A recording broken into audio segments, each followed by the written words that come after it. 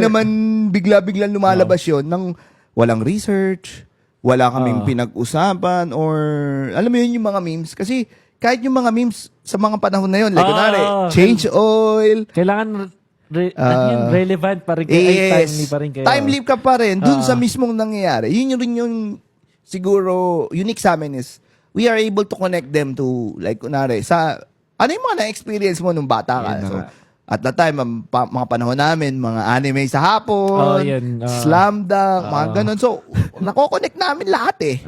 So, yung audience namin, they feel na, pareho namin to, hindi siya pretentious. Some good broadcasts are made. Katulad niya, maganda mga monikers nangyayari because there was pre-planning, there was preparation, there was pre-prod. But some gems, Boss Lon, ay nangyari ng very, sabihin natin spontaneous. Like that fated day, madaling araw, dumating sa point na kayo yung panguli, kapag championship kayo, or basta pang late, kami tulog na talaga noon, or patulog na.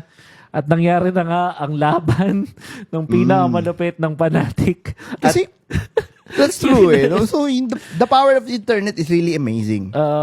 So, at that time, you would know na kami, very famous na kami sa Philippines. But we have our own following pala ng mga non-English Filipino viewers. Just because we are able to say a little bit of English.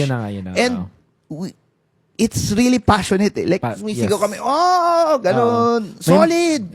Magigets mo yun eh. Kahit like, hindi ka local Filipino parang viewer. Parang pag nanonood tayo ng mga Japanese na mga right.